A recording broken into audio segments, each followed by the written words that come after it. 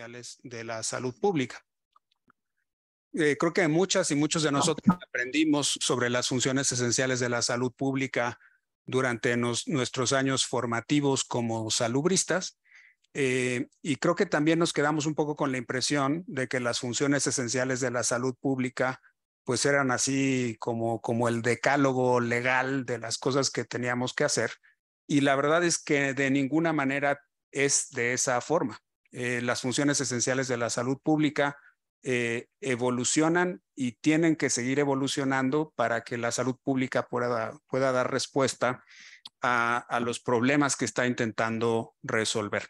Entonces, el día de hoy vamos a platicar, vamos a dialogar, vamos a revisar y vamos a basarnos para esta discusión en un documento que se les hizo llegar anteriormente, que es un documento preparado por la OPS, donde justamente se presentan las nuevas funciones de la salud pública, y que es un documento, me parece que desde luego no es un documento normativo, o sea, no estamos definiendo cuáles son los alcances y qué cosas ya no son salud pública, sino que es en realidad un documento muy reflexivo sobre cuáles son los alcances de la salud pública para este momento histórico específico y cuáles son sobre todo estas nuevas funciones que representan retos muy importantes para la forma en la que hacemos las cosas, pero que me parece que sin duda van a ser cosas que hay que resolver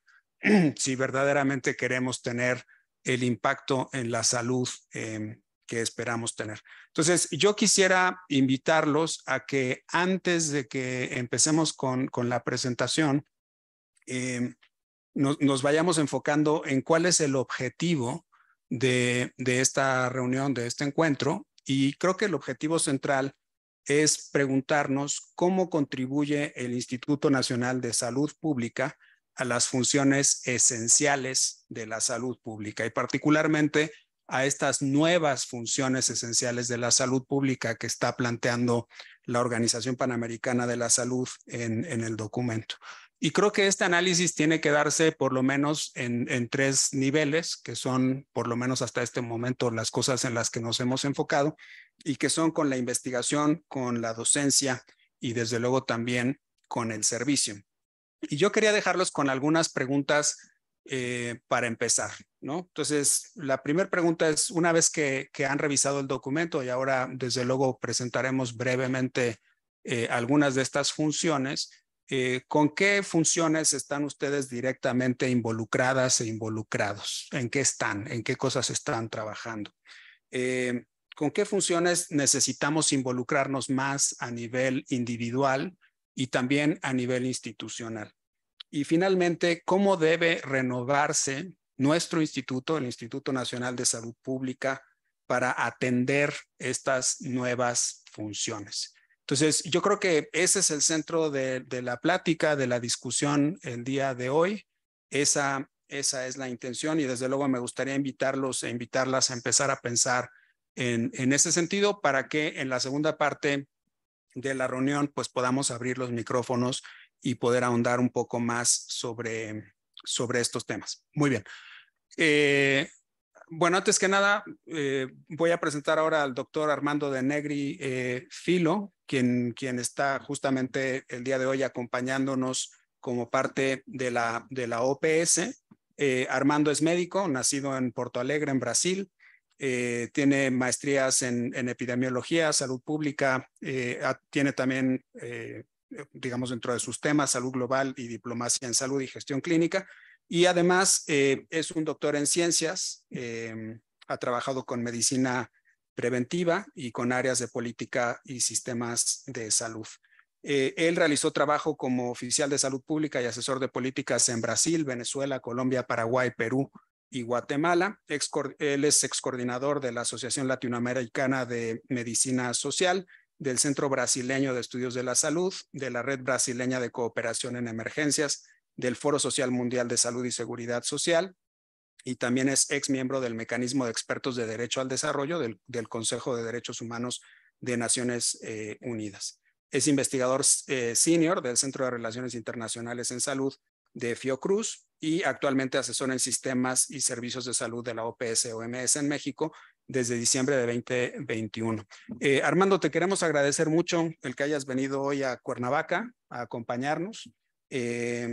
Y bueno, te doy desde luego la bienvenida y la bienvenida también a nombre de nuestro director, el doctor Eduardo Lascano, que el día de hoy tuvo un conflicto de agenda y está en la Ciudad de México, pero te manda muchos saludos. Entonces, Armando, si te parece bien, ¿quieres presentar de este lado? Y al terminar, abrimos entonces el espacio para la discusión. Adelante. Gracias. Bueno, muchas gracias, Tonatiuh, y muy buenos días a todas y todos.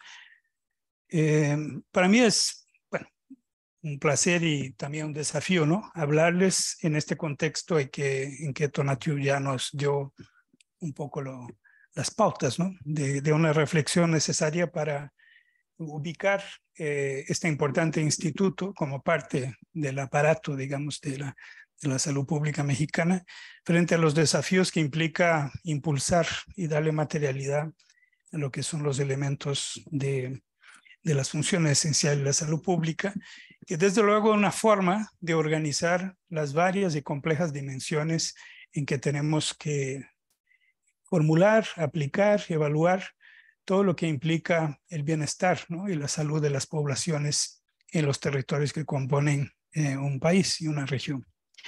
Yo voy a utilizarme inicialmente una presentación de mi colega, de Ernesto Báscolo, y lo hago porque, bueno, Báscolo fue uno de los coautores, ¿no? De esta revisión, de esta renovación de las funciones esenciales de la salud pública, y creo que su presentación nos da una pista muy interesante de, primero, reconocer este ámbito de las funciones esenciales, pero desde luego direccionar la visión sobre estas funciones hacia el tema de la rectoría y de la gobernanza, que de alguna forma nos da como un punto de entrada, ¿no? Para esta reflexión en términos de sus desafíos tangibles, concretos en el escenario mexicano. Después voy a utilizarme de una otra presentación, está construida en asociación con las autoridades sanitarias, particularmente con la Subsecretaría Nacional de Salud, el área de prevención y promoción, en que trato de conectar con los desafíos actuales en México lo que podría ser el camino de aplicar con más potencia estas funciones esenciales. Entonces, en primer lugar, tengo que ver aquí cómo paso. A ver. En primer lugar, explorar a partir de esta presentación de Ernesto, y no voy a ser exhaustivo sobre esta presentación, y de hecho la seleccioné porque quería dejarles esta presentación para que después la examine, porque me parece que es una buena forma de entrada, ¿no?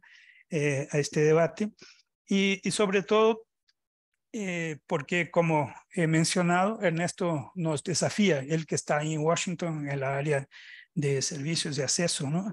A servicios de salud, nos desafía a pensar de una forma muy clara cuáles serían, digamos, las áreas de mayor fragilidad para construir una gobernanza que permita, por su vez, aplicar estas funciones esenciales de manera más contundente. Y por eso el punto de partida es sobre todo un reconocimiento de las dificultades hoy para ejercer, ¿no?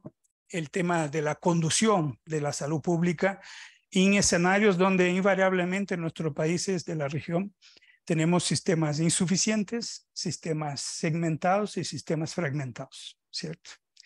Insuficientes frente a la propia necesidad de la población en términos de escala de necesidades y la capacidad de respuesta existente.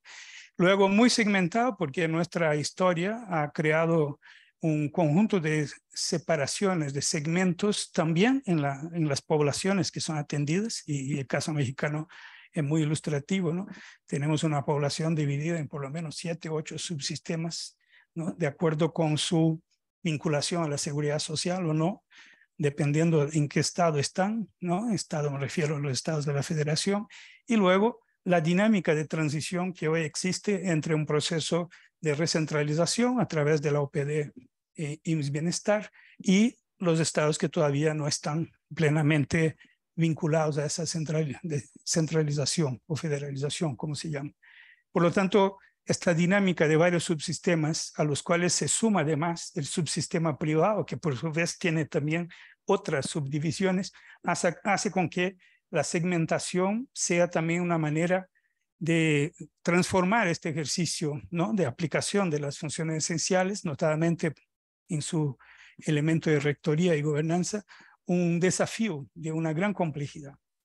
Y la fragmentación no solo existe por la dinámica entre segmentos, pero también en la fragmentación interna a cada segmento. O sea, cada uno de estos subsistemas, por su vez, tiene fracturas en el flujo, ¿no?, de respuestas a las necesidades de la población.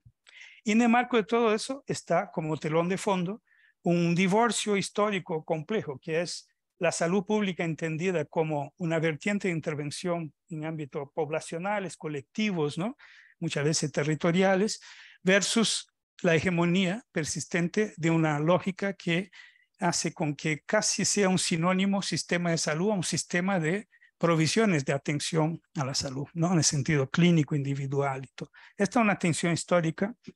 Yo venía diciendo a Tonatiuh que algo que me marcó hace mucho tiempo, en el origen de esta reflexión sobre las funciones esenciales, porque había un malestar en la salud pública de Estados Unidos, ¿no? De ahí empezó este proceso como reflexión.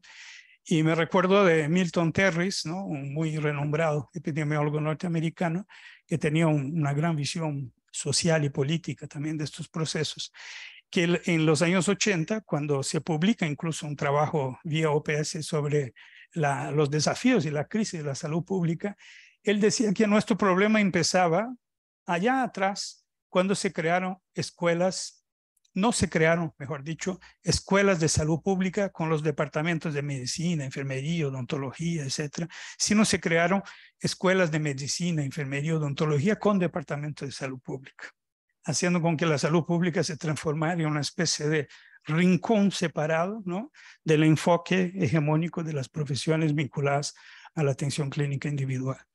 Tenemos este rezago hasta hoy y una tensión permanente, y entender cómo lidiar con eso es parte del desafío de poder efectivamente instalar estas funciones esenciales de salud pública. Bueno, yo no me voy a detener mucho aquí en los aspectos de iniciales de la presentación. ¿Será que? A ver. Lograr hacer con que eso... Mis amigos ahí, por favor, que saquen eso que está en medio de la presentación. Y... no aparece ahí. Entonces está bien. No me había dado cuenta. Gracias. Bueno, entonces esta agenda renovada. ¿Y por qué renovada? Porque hubo dos momentos, ¿no?, en que se presentan estas elaboraciones sobre la función esencial.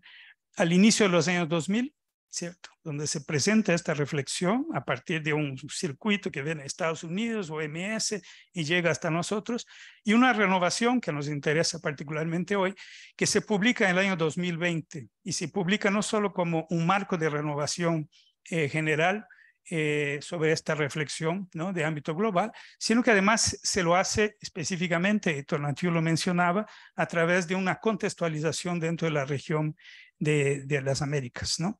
Entonces ahí hay este documento que, según entiendo, ustedes tuvieron acceso, donde se hace una reflexión muy interesante, muy abarcativa, y además ya con elementos de evaluación que se hicieron recientemente, después de 2019, sobre cuál es el estatus de la incorporación de estas funciones esenciales dentro del quehacer de nuestros sistemas de salud en nuestros países aquí en la región. Y ahí siempre es necesario empezar casi que retomando un concepto esencial. Al final, ¿qué es la salud pública, ¿no?, para poder pensar en las funciones de esta salud pública? Y esta definición que trae el documento, que dice, es un campo de conocimiento y práctica de la acción colectiva de los estados en conjunto con la sociedad civil. Y en conjunto con la sociedad civil es de por sí un tema muy complejo para saber cómo se forman, ¿no?, los cuerpos colectivos en esta disputa sobre la salud pública, porque es una disputa de intereses públicos, privados, de grandes intereses de capital y de grandes intereses corporativos también, de grupos de poder, ¿no?, dentro de este proceso, como vamos a ver un poquito más adelante. Y la idea que esta acción conjunta entre Estado y sociedad nos permitiera proteger y mejorar la salud de la población y garantizar el derecho a la salud. Este énfasis en el derecho a la salud y este derecho a la salud como parte de los derechos humanos fue apropiado y muy extensamente afirmado, o sea, dentro de esta versión renovada de las funciones de salud pública. Y eso no es un tema menor, porque si somos realmente coherentes y responsables con el uso del concepto de derecho a la salud en el marco de los derechos humanos, hay tres dimensiones que de entrada tenemos que respetar. Primero, la universalidad. Segundo, la integralidad. Y tercero, la igualdad, ¿cierto? Yo sé que a veces, cuando yo hablo de igualdad, muchas veces la gente dice, la equidad. Bueno, no es exactamente la misma cosa. Y tengamos atención con eso, porque la equidad, sobre todo en la forma como se diseminó, termina siendo restrictiva paradójicamente, ¿no? La equidad debería ser, como concepto seminal, una forma superior de justicia. O sea, en el marco de la igualdad, como yo evito que ciertos segmentos de población, por su fragilidad social, por la exclusión histórica, queden rezagados, queden atrás. Pero cuando utilizamos el concepto de equidad aislado, sin el mandato de la igualdad, que es central en los derechos humanos, aceptamos más fácilmente un enfoque utilitarista que dice, tenemos pocos recursos, vamos a concentrar los recursos a los que más necesitan y olvidamos la gran mayoría de la población. Y eso genera una ruptura del principio mismo de los derechos humanos. Hablo de eso porque es clave no utilizar el concepto de equidad disociado del concepto de igualdad. Y la igualdad forma esta tríada con integralidad del derecho y universalidad del derecho para que realmente logremos, ¿no?, verificar si estamos respetando el enfoque de derechos humanos. Por eso rescatar en esta versión renovada de las funciones esenciales el imperativo de los derechos humanos como mandato de la materialidad de los sistemas de salud me parece muy importante. Y no debe pasar así por alto, ¿no?, como si fuera simplemente una obligación, digamos, de referir los derechos humanos. Hay que reflexionar cómo estos derechos van a estructurar la forma como aplicamos las mismas funciones esenciales y sus consecuencias, ¿cierto? Y luego, dentro del marco de formulación de las funciones, ¿no?, ¿qué serían estas funciones esenciales? Bueno, el enfoque que se dio es justamente de que son las capacidades de las autoridades en salud, y entiendan autoridad por salud, los responsables por la salud de las poblaciones, en este sentido de autoridad, están autorizados pero porque tienen un mandato de responsabilidad para que en todos sus niveles institucionales, en conjunto con la sociedad civil, ejerzan funciones en favor de estos derechos y de la materialidad de estos derechos, ¿cierto? Y hay una cosa que aparece reiteradamente en este documento de renovación, es que la salud hoy ya no es simplemente el sector salud como formalmente lo reconocemos. Y por lo tanto hay una necesidad de dialogar, ¿no?, desde las autoridades formalmente vinculadas a la salud, las autoridades sanitarias, de un diálogo que va a tener que llegar a las dimensiones de las autoridades que tienen bajo su responsabilidad la política económica y monetaria, ¿no?, la política ambiental, la política de producción industrial, la política de empleo y salarios, la política de vivienda, ¿no? Porque si no hay esta dimensión integradora, los objetivos de la salud pública quedarán muy restringidos en su posibilidad. Eso tiene todo que ver con lo que nosotros también incorporamos, y a veces creo que incorporamos de una forma un poco ligera, que es la llamada determinación social de la salud o las determinaciones económicas, comerciales, como queremos desdoblarlas, pero que de verdad mucho de lo que es la salud pública está en disputa en otro sector que no el sector estrictamente formal de la salud, ¿cierto? Y eso implica dentro de las funciones de salud pública una capacidad de insertarnos en este otro diálogo mucho más amplio que tiene que ver con los conceptos de desarrollo, con los conceptos, ¿no?, de bienestar social, con los conceptos de sostenibilidad, con los conceptos de una nueva economía circular, de una economía que se va desprendiendo, ¿no?, de la producción exagerada de huellas de carbono, de todo. O sea, esta es la complejidad que nos toca, ¿cierto? Por eso ya no podemos simplemente reducir nuestra visión a una visión en que nuestra intervención termina hasta donde estamos presentes como sector, sino que hay que disputar en un nivel mucho más abarcativo. Creo que no es necesario ir abundar en ejemplos. Por ejemplo, ¿cómo podemos nosotros disputar una reorientación del tema alimentario y nutricional sin chocarnos con la inmensa estructura de las industrias que controlan hoy la producción, ¿no? Procesamiento y distribución de alimentos? Imposible, ¿sí? Si no, vamos a hacer cosas que pueden, que quedamos como diciendo que van a resolverse por un cambio de hábitos alimentarios, cuando la verdad tenemos un proceso muchísimo más complejo. Entonces, esa idea de poder en todos los niveles institucionales, ¿no? Del mismo sector salud, pero más allá de él, en conjunto con la sociedad civil, otra vez este reclamo de un protagonismo de parte de la sociedad civil, que es todo un tema que deberíamos reflexionar, estudiar y promover con el objetivo de fortalecer el sistema de salud.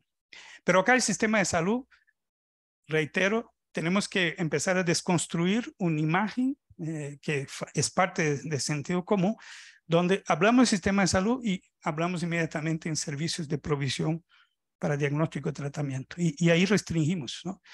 Y no es una casualidad, es porque tenemos tanta insuficiencia también en este aspecto que eso nos capta la atención inmediata porque es una necesidad inmediata de las poblaciones. Entonces no podemos ni absolutizar, ¿no?, el sistema como simplemente provisión de atención clínica, ni ignorar la atención clínica como parte del sistema de salud. Hay que encontrar la manera en que eso se integra dentro de este marco de la salud pública y de las mismas funciones esenciales. Y ahí reiterando esta actuación sobre factores determinantes que afectan la salud de la población, entendida la complejidad de esta dinámica. Aquí hay 4 pilares que la propuesta de esta renovación estresa y que tiene que ver con lo que vengo justamente de afirmar. Primero, aplicar valores éticos de la salud pública. Bueno, eso ya nos obliga a una reflexión de cuáles son los valores éticos de la salud pública. Y en la medida en que entendemos con más cabalidad los elementos estructurantes del derecho a la salud, eso nos ayuda a construir el marco ético de la salud pública. O sea, la salud pública, y ahí lo público como concepto, es un concepto que debemos tomarlo muy en serio y entenderlo bien. Porque si hay una cosa desdibujada en los últimos 40 años de hegemonía neoliberal, es el concepto de público. Está completamente, a veces es muy difícil de entender dónde está el límite entre el interés público e interés privado, ¿cierto? Y muchas veces nos dejamos seducir por la idea de que la crisis de la salud pública la encontraremos solución en la alianza público-privada. Pero ¿qué implica eso? Éticamente hablando, ¿cierto? Porque una cosa es hacer una alianza con sectores no estatales de la sociedad para construir salud, totalmente sostenible como idea, como concepto. Otra cosa es tergiversar sobre el interés y el bien público en esta relación público-privada. Y ahí empiezan los problemas que venimos enfrentando en los últimos tiempos. Por eso la idea de aplicar valores éticos para abordar las inequidades en relación con la salud y sus causas o sus determinaciones implica un reposicionamiento de lo que es público para poder incluso adjetivar con más tranquilidad esta salud pública de que hablamos, ¿cierto? Entonces eso no es cualquier cosa. Implica todo un análisis de los actores, ¿no?, que mueven este debate sobre la misma salud. Luego el tema de abordar las condiciones sociales, económicas, culturales y políticas que determinan la salud de las poblaciones. O sea, reiterar, porque no es una idea nueva, pero reiterar nuestra comprensión sobre los mecanismos que producen las desigualdades, ¿cierto?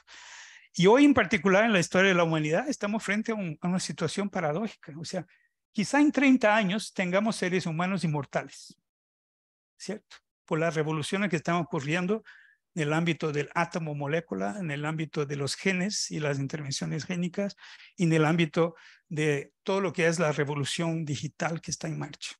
Quizá dentro de 30 años tengamos seres humanos que podrían candidatarse a la inmortalidad. ¿Por qué? Porque tendrán el dinero para financiar su inmortalidad. Pero paradójicamente, en la medida que se incorporan a estos avances, más gente va quedando más rezagada en relación a esta posibilidad, porque seguimos muriendo de cosas absolutamente prevenibles, de cosas que no deberían ocurrir.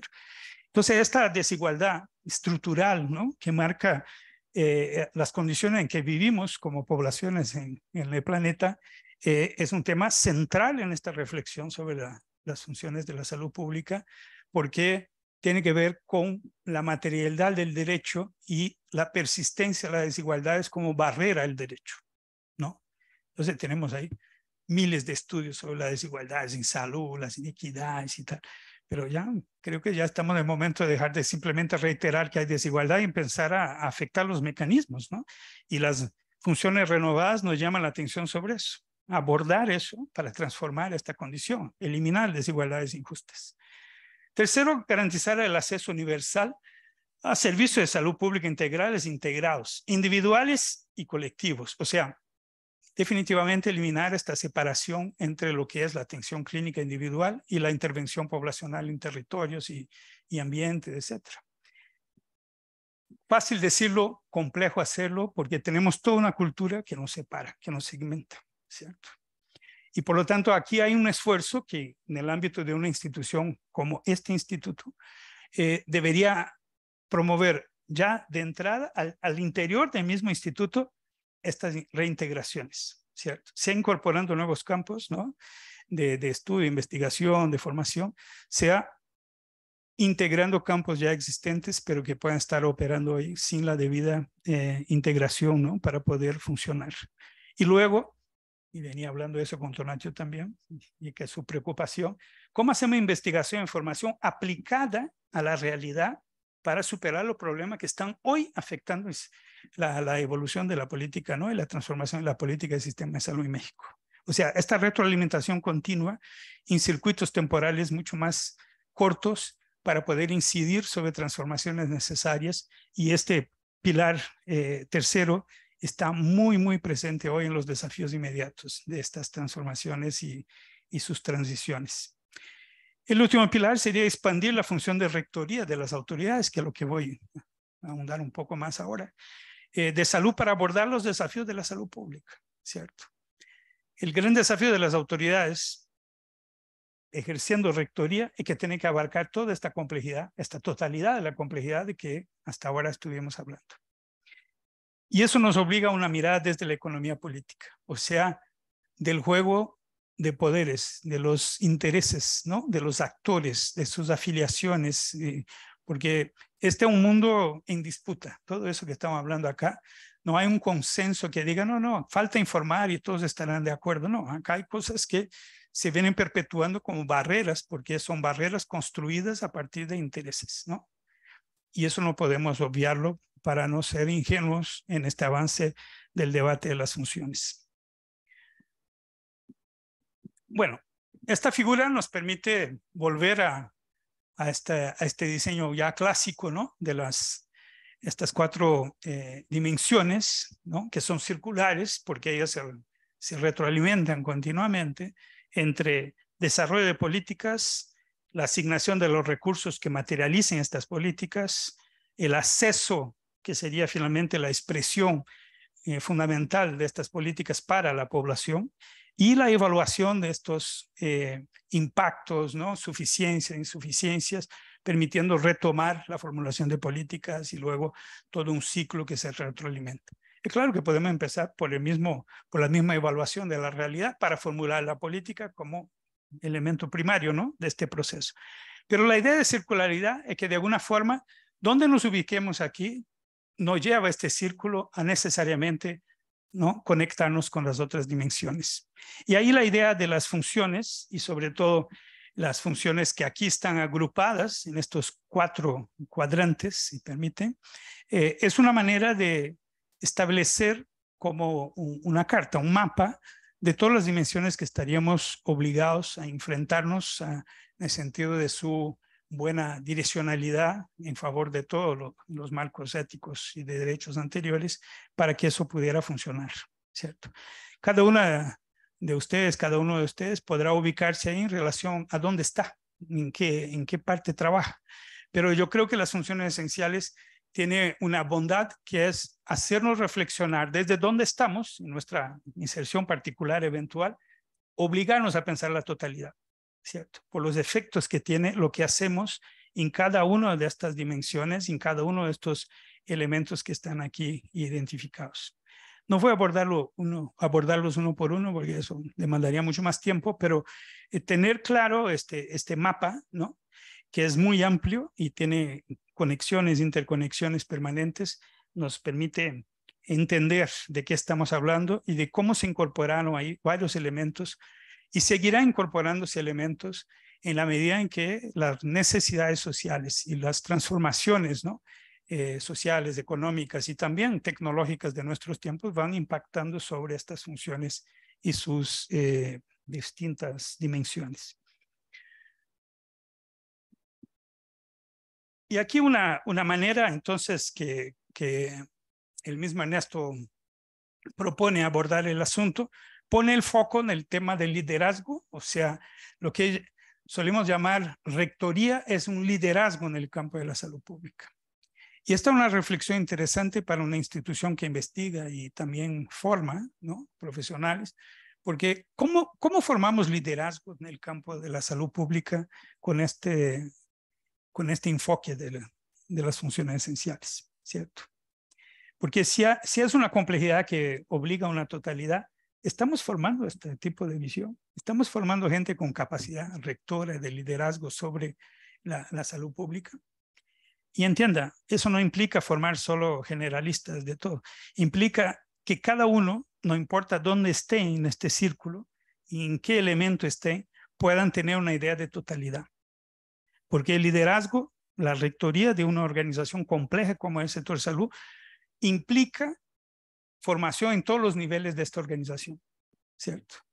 Desde el profesional técnico que va a operar, ¿no? Dentro de una intervención muy bien establecida, muy acotada dentro de un cierto tipo de intervención en resultados, si él no tiene una idea de esta totalidad, va a debilitar el ejercicio pleno de estas funciones esenciales.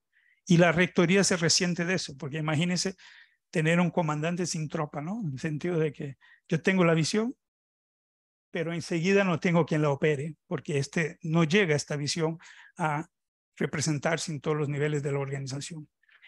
Y hace mucho tiempo nosotros estamos muy segmentados en la formación. O sea, de un lado están los que controlan enfermedades y agravios, incluso formados para cada tipo de intervención.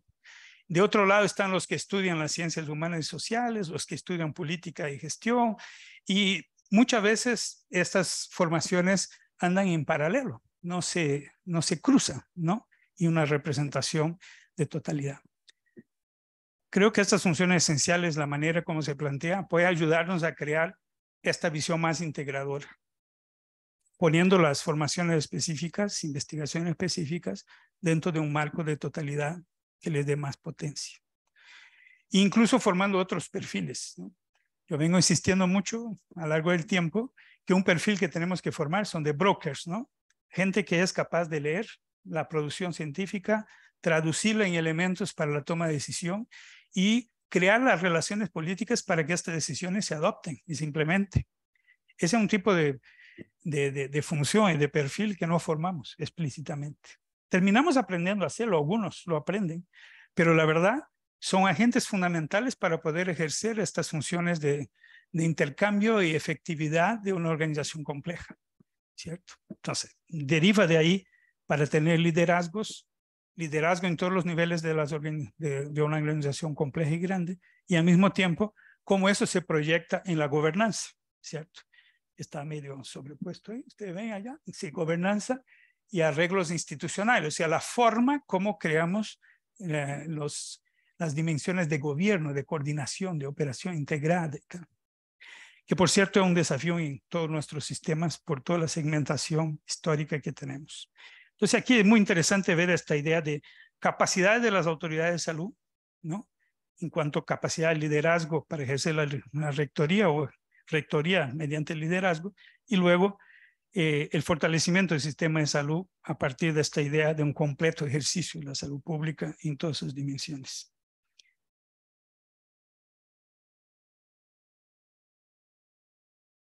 Y ahí tenemos un conjunto de funciones. ¿Cuáles son estas funciones que traducidas al quehacer de estas autoridades implican entonces su capacidad de intervenir en todas estas dimensiones, ¿cierto? Y hay cosas que aquí le llaman de jure, o sea que por definición eso es parte de este ámbito, ¿no? De la rectoría, y si no se ejercen tiene un efecto muy desorientador sobre todo el proceso. Y luego un conjunto de dimensiones que tienen que entenderse dentro de este ejercicio para que sea más efectiva, o sea, campos que tienen que estar integrados a esta actuación.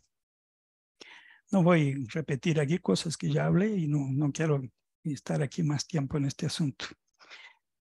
En la región se han hecho una serie de evaluaciones que después me gustaría que ustedes leyeran eso con más cuidado. Muchas de ellas están en el cuerpo de este documento que ustedes ya tienen. Hay una cosa que me llama la atención en estas evaluaciones, es que todavía estamos en una etapa de pedazos, ¿no? O sea, las experiencias que hay en la región demuestran que los países están apropiándose de las funciones y han logrado algunas mejorías, pero a partir de fragmentos de esta totalidad, ¿cierto? Y eso queda muy claro en el análisis que se ha hecho a seguir sobre estas varias formas de autoevaluación que hicieron sobre la capacidad, ¿no? De estos servicios, de estos sistemas, perdón, para dar aquí respuesta a las necesidades de las poblaciones. Y este cuadro nos hace quizá más clara también la idea de cómo el sector salud, ejerciendo su función desde el marco de derechos, tiene una misión central, que es la solidaridad, o sea, la manera de eliminar las desigualdades injustas mediante una acción redistributiva de capacidades en la sociedad, de respuestas con capacidad redistributiva. Y ahí la barrera está en la segmentación, de tener varios subsistemas con beneficios diferentes, ¿cierto? Entre trabajadores formales, no formales, o como se dice acá en México, que siempre me causa una cierta tensión, el derecho habiente, no derecho habientes, ¿no? Porque ya eso está superado, o sea, todos tienen derecho, está claro eso legalmente. El tema es si tenemos o no seguridad social y en cada subsistema, cómo se estructuran respuestas no necesariamente solidarias, excepto al interior del mismo subsistema, ¿cierto?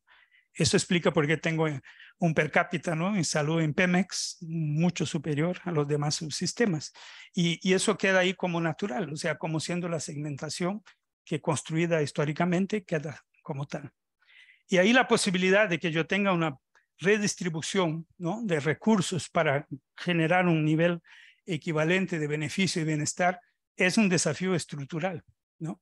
Y que en el caso de sistemas altamente segmentados pasa por construir nuevos espacios de gestión integrada, de unificación sistémica, ¿no?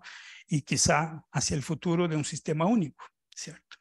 Pero esos son procesos que tienen que poder establecerse a partir de un análisis mucho más potente de dónde están las barreras y las formas como se naturalizan estas desigualdades en el mismo proceso de un sistema segmentado y de salud. Bueno, eso daría también para mucha discusión, sobre todo en el marco del contexto, ¿no? Aquí es un ejemplo de salud de Chile, la fragmentación, pero quiero saltarme eso y hablar un poquito de esta evaluación que se hizo justamente a partir de una idea de ver la capacidad formal, la capacidad estructural, la capacidad de supervisión y la capacidad de desempeño. Creo que la propuesta de este documento de renovación avanza en esta idea de cómo evaluar a partir de lo formal. Lo formal quiere decir lo que formalmente está establecido. ¿Sí? Yo puedo llegar a un país y decir, no, acá todos tienen derecho a la salud. Utilizo el ejemplo de mi país, de Brasil. Constitucionalmente, todas las personas en Brasil tienen derecho a la salud, un derecho integral y tal. Ahora, la otra cosa es ver si hay capacidad estructural para proveer la respuesta a estas necesidades, a toda la población en todo el territorio nacional con mismo estándar de calidad. Y ahí ya empiezan los problemas, ¿cierto? Enseguida la capacidad de supervisión, o sea, la capacidad de mantener un sistema complejo bajo un mismo orientación y un estándar, ¿no? Que va a llevar de forma muy importante a las posibilidades de evaluar y promover el desempeño de la estructura, ¿cierto? Y ahí vivimos situaciones muy desiguales entre los países, ¿no? Pero en general lo que se puede observar, perdón aquí, que siempre me pasa, es que hay una dificultad, ¿no? Y no voy a entrar en cada uno de estos, pero después miren con atención este tema de la evaluación. Ustedes van a ver que pocos países tienen una condición avanzada en cualquier una de las dimensiones que están propuestas por las funciones esenciales. Y eso denota para la región un conjunto de fragilidades históricas y persistentes, ¿no? Y estas fragilidades son la materia prima de por qué, ¿no? Promover esta reflexión, pero la acción a partir de esas funciones esenciales. Entonces ustedes van a poder mirar después en esta evaluación cómo estas fragilidades se presentan, ¿no? En cada una de estas dimensiones. Aquí para el desarrollo de políticas, ¿no? Y tal. Pero no voy a detenerme porque había prometido a Tonatiuh no extenderme demasiado, ya me extendí. Y voy a dejar hasta aquí esta parte de esta presentación, que como les he dicho, me gustaría que después ustedes la examinaran, porque de alguna forma nos ayuda a leer el documento en su totalidad y destacar algunos elementos sobre rectoría. Y pediría a los colegas que pasen la segunda presentación, que quiero simplemente ilustrar eso ya en el momento en que estamos acá en México, para que ustedes puedan ubicarse de la mejor manera. En México estamos en un momento muy particular, ¿no? Como ustedes saben, de unas transformaciones propuestas al sistema de salud, que en este sexenio empezaron por la eliminación del Seguro Popular. Una eliminación que a veces no es tan eliminación, o sea, hay todavía una presencia de ciertas lógicas del Seguro Popular que todavía no fueron completamente sustituidas, ¿no? Y por eso se habla de una transición compleja, ¿no? Y que implica unas transformaciones todavía pendientes. Eso lo que les voy a presentar aquí es parte de un trabajo, y ve que eso es de octubre de 2022. Ustedes saben que el 25 de octubre de 2022 se ha publicado en el Diario Oficial el nuevo modelo de atención del sistema de salud mexicano. Que es un documento que tiene muchas bondades. La primera bondad es que pone todos los subsistemas bajo el mismo ordenamiento de modelo de atención. Y cuando se lanzó eso en noviembre en Acapulco, ahí estaban los representantes de todos los subsistemas, de todos los institutos de salud, ¿no? La representación de los estados, de la Secretaría Nacional, del IMSS Bienestar, de todos estaban ahí. Y hay un acuerdo que esta es la guía, ¿cierto? Pero hay que traducirla ahora en la vida real. O sea, la guía de un nuevo modelo de atención que implica varias transformaciones en la manera en que se provee como sistema sectorial respuestas. Y este ejercicio que está aquí, que quiero muy brevemente destacarles, él incorporó ya desde su formulación la idea de las funciones esenciales, ¿cierto? Y por lo tanto hace una apuesta en que se pueda establecer dentro de la consolidación de este modelo todas estas funciones esenciales traducidas tanto en el marco filosófico de este sistema unificado, cuanto el marco de provisión, o sea, de respuestas, ¿no? A las necesidades de la población, o sea, el modo de atención o el contenido programático de este proceso, hasta una reorganización del modo de gestión, ¿cierto?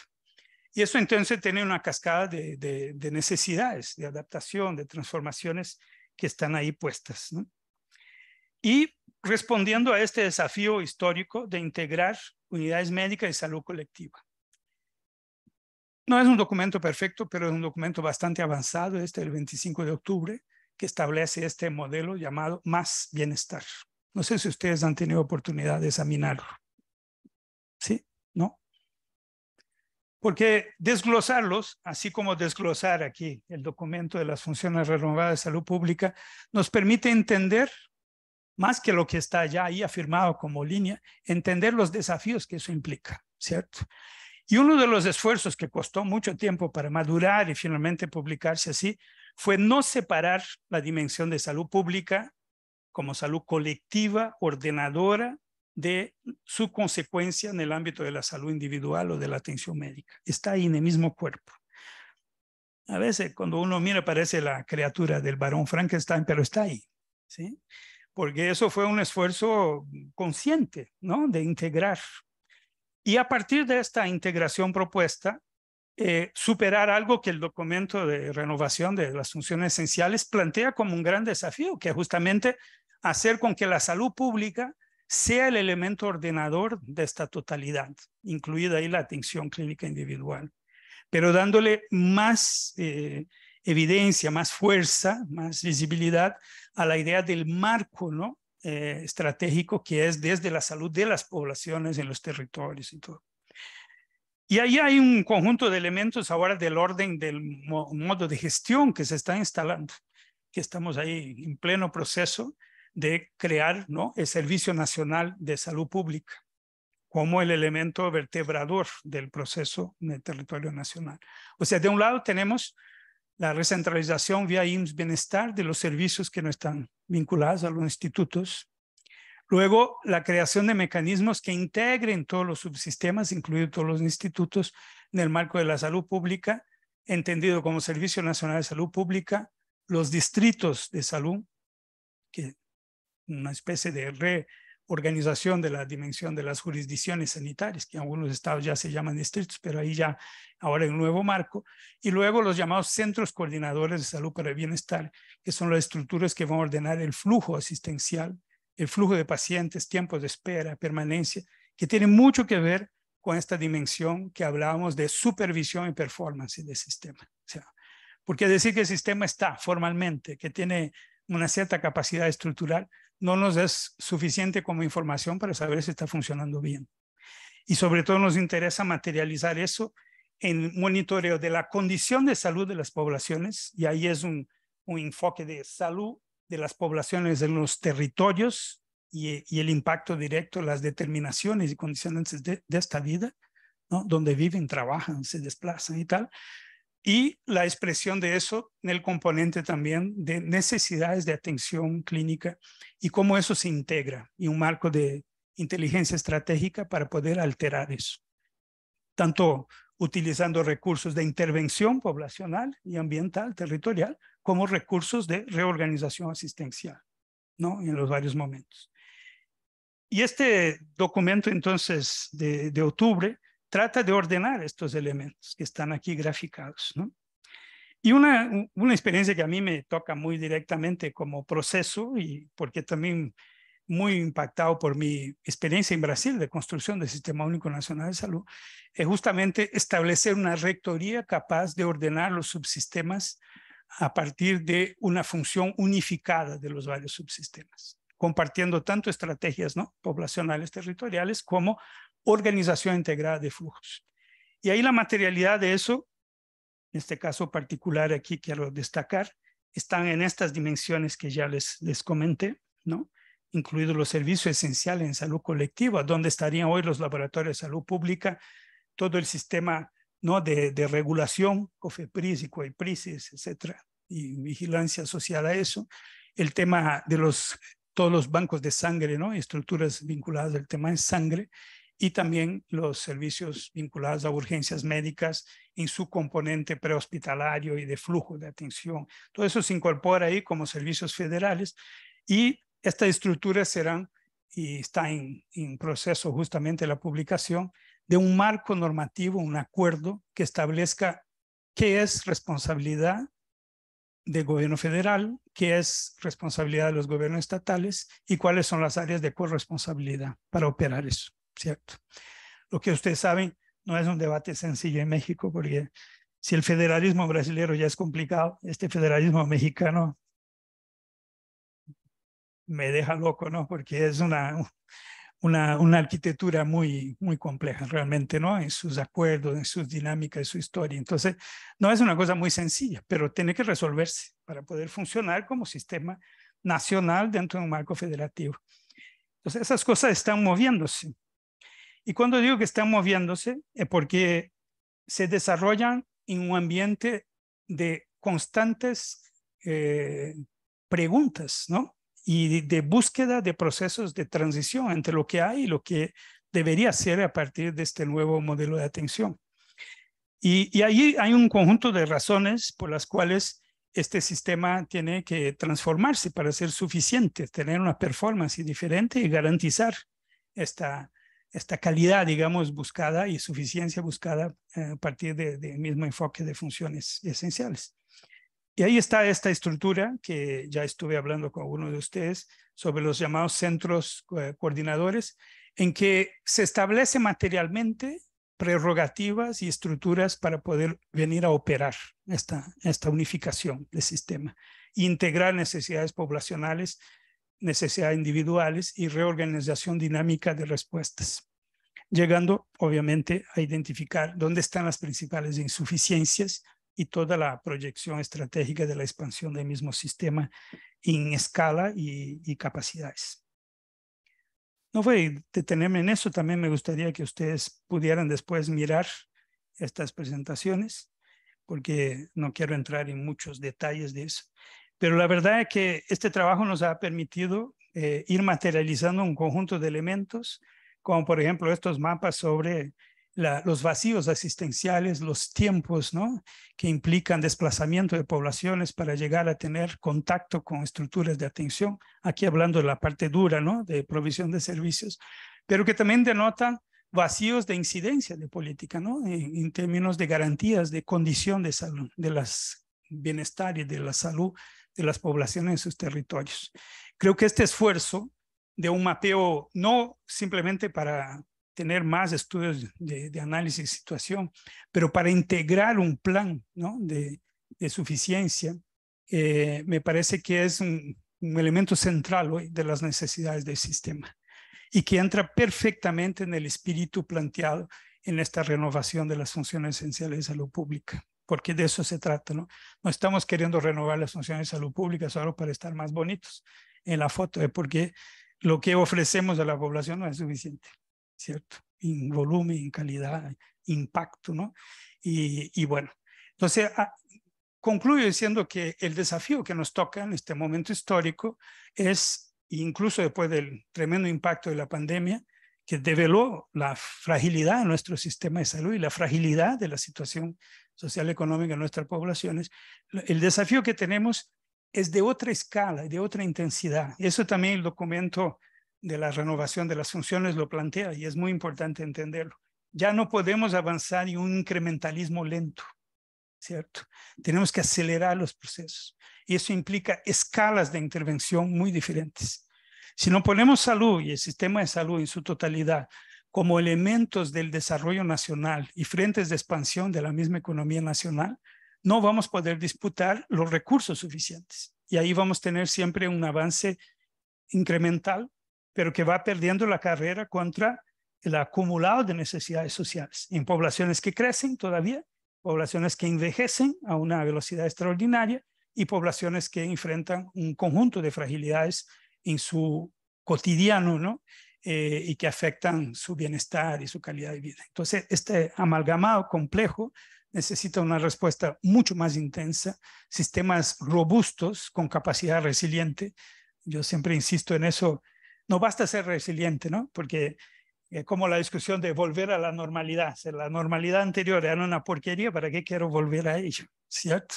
Entonces, cuando hablamos de sistema resiliente, el concepto de resiliencia es la recuperación de un punto de equilibrio previo, pero si el punto de equilibrio previo era un desequilibrio, no nos sirve.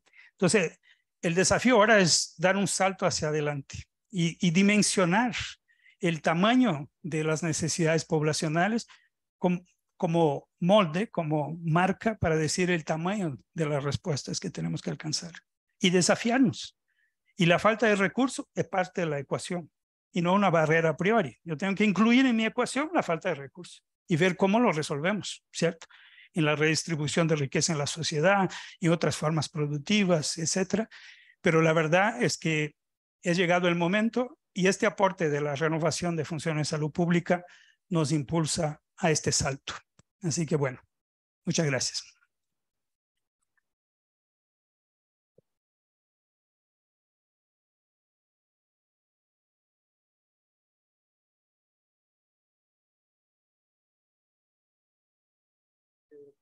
Gracias a... Me pasa cada vez. Bueno, mil gracias Armando por la presentación. yo creo que cuando uno revisa con detenimiento el documento de las funciones esenciales de la salud pública, la sensación es un poco abismal, ¿no? O sea, digamos, respecto del trabajo que se necesita, de lo que se tiene que construir y de las responsabilidades que tenemos como profesionales de la salud pública, para poder verdaderamente hacer funcionar este ciclo de las políticas, que es justamente este circulito, digamos, donde cada una de las funciones está estructurada. Pero bueno, me parece que más allá de esta sensación de que hay mucho que hacer, ciertamente creo que el instituto y cada una y cada uno de nosotros jugamos un papel fundamental en que se pueda concretar. Me parece que Armando nos dejó ya una visión bastante clara de cuáles son los retos. Yo tomé por aquí algunas notas que quizás me gustaría después compartir con ustedes, pero a final de cuentas la intención de esta reunión no está tanto de este lado, sino en realidad de aquel. Y creo que sería muy útil y muy pertinente si ustedes pudieran, por favor, compartir sus reflexiones, compartir sus opiniones y desde luego también responder esta pregunta clave que nos planteábamos al principio, a cómo nos tenemos que renovar, de qué manera nos tenemos que repensar para poder responder más fuerte, más rápido a todas estas necesidades urgentes que ya nos planteaba Armando. Entonces, bueno, vamos a abrir el piso, vamos a darles el micrófono. Yo tengo nada más una solicitud, tenemos poco tiempo, entonces traten de ser lo más concisos, lo más breves que puedan, de manera que tengamos un diálogo muy fluido y no nos quedemos con la palabra unos mucho tiempo. Adelante, por favor. Buenos días, soy Jacqueline Alcalde y quisiera preguntarle al ponente, estamos hablando de un tema de funciones esenciales de la salud pública renovadas. Me gustaría una reflexión al respecto, porque cuando yo miro las funciones esenciales que plantean, son las mismas funciones esenciales que las viejas funciones esenciales. Y lo que noto es básicamente un ordenamiento en función al ciclo de las políticas. Me gustaría una reflexión del ponente. ¿Cuál es la diferencia entre estas funciones esenciales renovadas desde esta perspectiva no solamente instrumental, sino cuál es la perspectiva teórica para esta reflexión y decir que son funciones esenciales renovadas? ¿Y cuáles son los retos en base a las lecciones aprendidas de las viejas funciones esenciales que se implementaron? Porque hubieron muchos vacíos. Entonces, ¿cuáles son los retos y cómo se pretende implementar y mejorar su instrumentación hacia el futuro?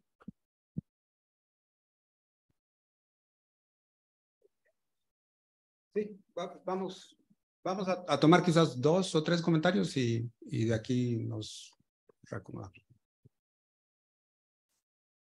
Pues muchas gracias, doctor Armando, también Tonatiu.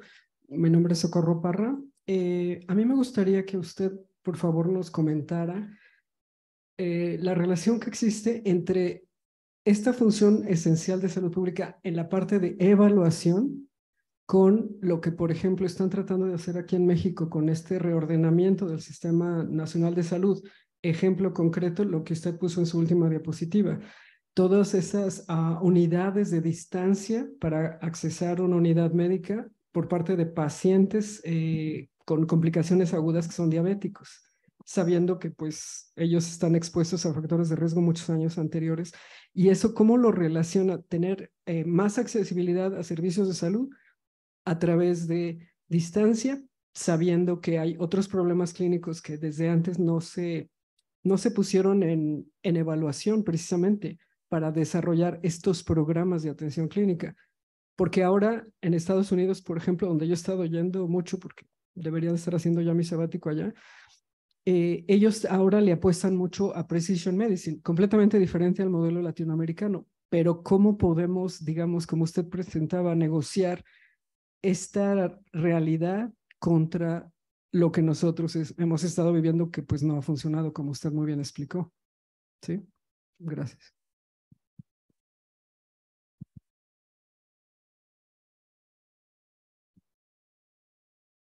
Gracias. Perdón, no sé si voy. ¿Oye alguien? ¿No? Muy bien, bueno, muchas gracias. Interesante todos los planteamientos que se hacen sobre este tema.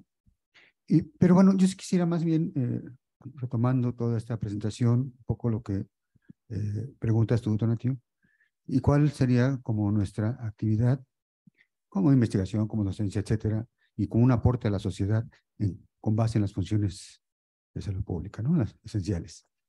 Y una de ellas, yo creo que como Instituto Nacional de Salud Pública, tendríamos que tener un acercamiento más con la sociedad civil y sí conocer la realidad de salud de las poblaciones. Es decir, sí tenemos como un reto, ¿sí? De empezarnos a vincular mucho más con los servicios de salud del país y empezar a incidir e ir acompañándolos en el proceso para mejorar, obviamente, la atención, la cobertura, la calidad de la atención en servicios de salud.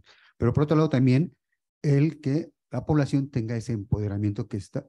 Hablábamos muy fácilmente de ese empoderamiento, pero realmente, ¿qué estamos haciendo para que la población civil tenga realmente esa fortaleza y esa vinculación con los servicios? Y que no se convierta en una barrera y en una contrapunte con los servicios, sino al contrario, como un apoyo, como una necesidad de trabajar en conjunto, obviamente para el bienestar de salud del país y de las poblaciones. Ese sería más mi comentario.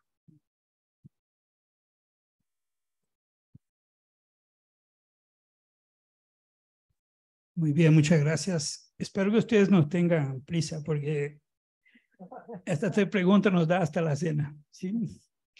Miren, sí, la primera pregunta muy interesante es, bueno, pero ¿qué novedad hay? ¿No? O sea, yo le diría, y haciendo referencia a la reciente Semana Santa, que las preguntas parece que son las mismas hace bastante tiempo, ¿no es cierto?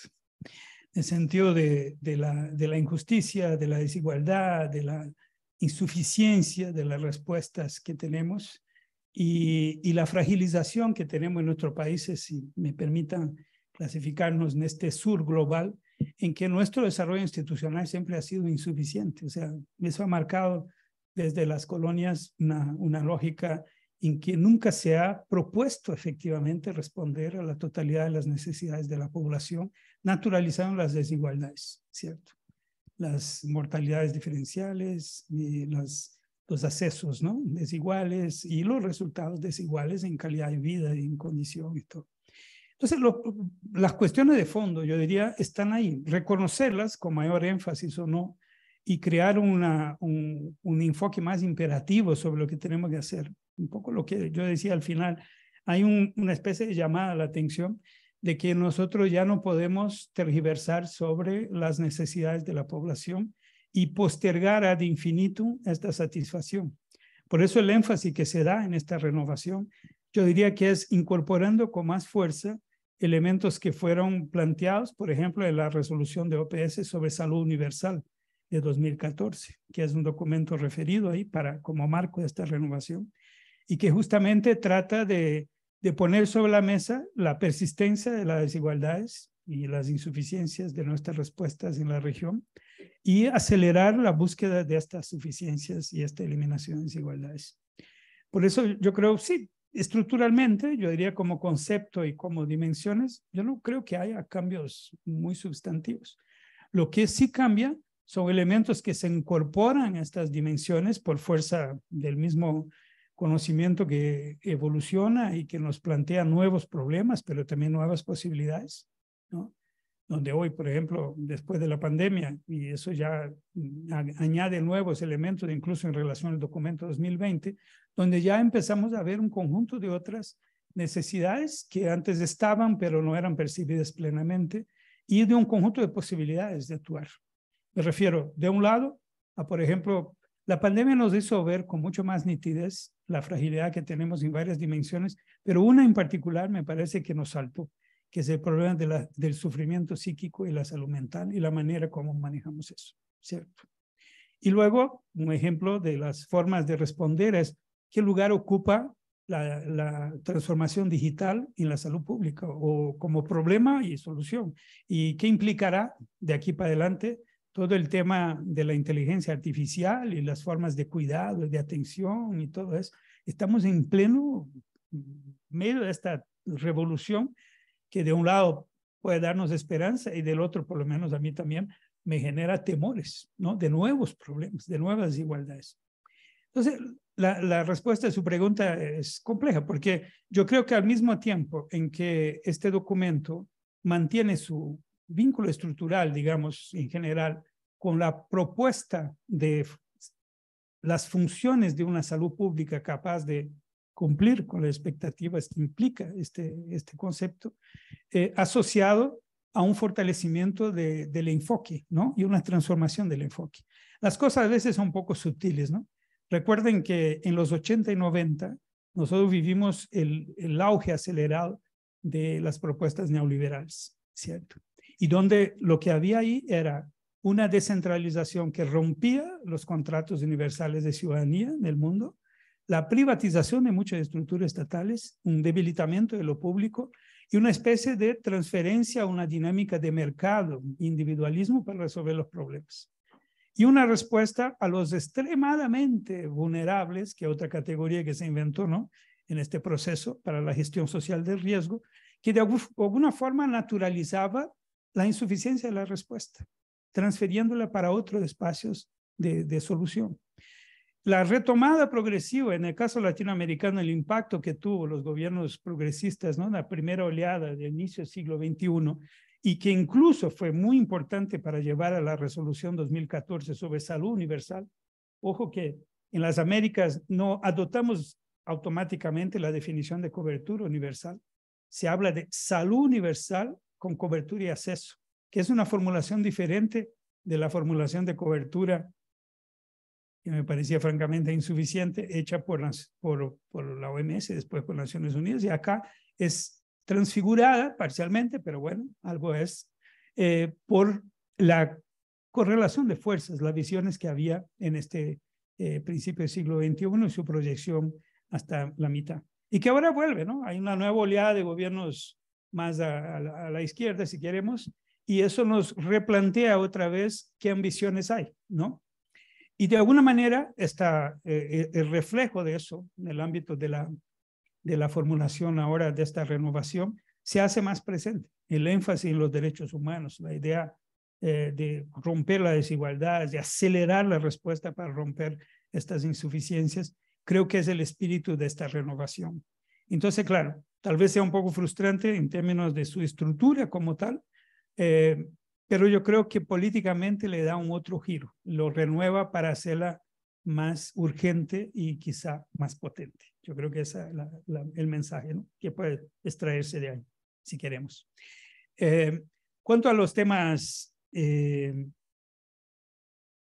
la organización de las respuestas, ¿no? De los sistemas de servicio, de provisión y todos los vacíos que hay.